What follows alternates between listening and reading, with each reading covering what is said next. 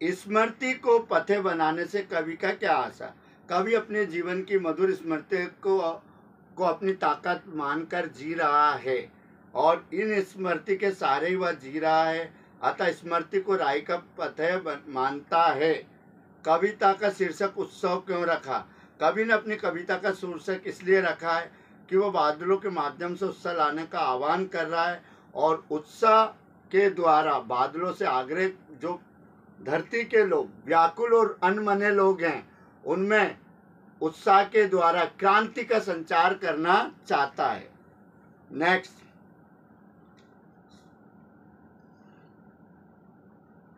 Captain कौन था? वह मूर्ति के चश्मे को बार बार क्यों बदल देता था?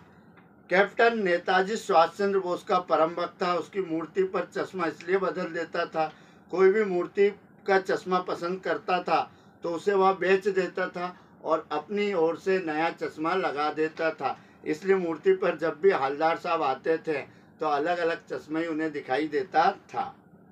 भगत की पुत्रवधू उन्हें अकेला क्यों नहीं छोड़ना चाहती? भगत की पुत्रवधू जानती है कि भगत संसार में अकेले हैं और उन्हें घर गृहस्थी से उनका कोई भी नाता नहीं है।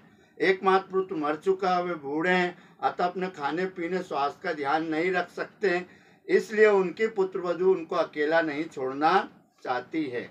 नेक्स्ट क्वेश्चन है आपका, भगत ने अपने बेटे की मृत्यु के पश्चात अपनी भावनाओं को किस प्रकार व्यक्त किया? पहले तो भगत ने एकमात्र बेटा उनका था, उन्हें चटाई पे लिटा दिया, उनके ऊपर एक सफ़ेद चादर उड़ा दी और फिर उन पर फूल और तुलसी के पत्र छिड़क दिए, उनके सर के पास दीपक जला दिया और फिर उनके सामने वह अपना आसन पर बैठ गए और फिर से कबीरपंथी के स्वरगान करने लगे।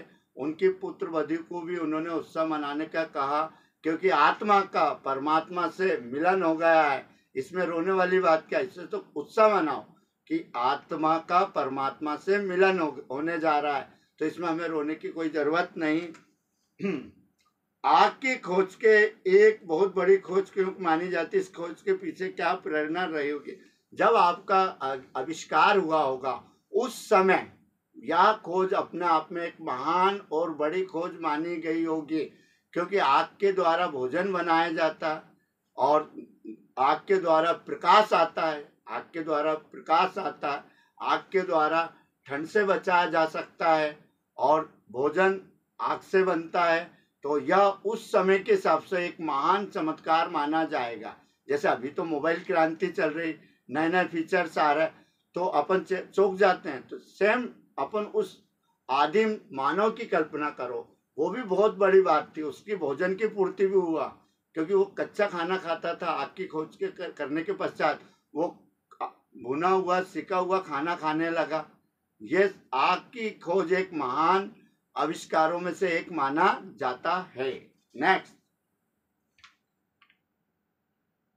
वास्तविक अर्थों में संस्कृत व्यक्ति किसे कहा जा सकता? वास्तविक अर्थ में संस्कृत व्यक्ति उस प्रयास रत्न व्यक्ति को कहा जाता है जो अपनी योग्यता के अनुसार नए तत्वों को खोजता है और नए नए आविष्कार करता है और दुनिया को परिवर्तन दिखाता है। ऐसे व्यक्ति को संस्कृतनिष्ठ व्यक्ति कहा जाता है। अगला, बच्चे माता पिता के प्रति किस तरह प्रेम जगाते हैं? बच्चे माता पिता के प्रति उनकी गोद में बैठ जाते हैं, उन्हें चूमते हैं, उनकी बातों को ध्यान से सुनते हैं और उनका पालन करते हैं। उनका पालन, कभी कंधे पे बैठने की जिद करते हैं। इस प्रकार, और बड़े जो बच्चे होते हैं वो माता पिता के कार्यों में सहयोग करके माता पिता से प्रेम प्रकट करते हैं। बड़ा इजी लैंग्वेज में दीजिएगा आंसर, क्योंकि बहुत आसान। बच्चों, बस आपको कॉपी भरना है, कॉपी भरने की जिसको कला आती है, क्वेश्चन आंसर की सटीकता है, तो डेफिनेटली एमपी बोर्ड में वह सक्सेस होगा। कॉपी भरने की कला आना चाहिए। आप इस तरीके से याद करें घर पे, ताकि आप कॉपी फिलअप करें और सुंदर ढंग से, कटा पिटा नहीं होना। रिजल्ट तो आपका पॉजिटिव बनेगा।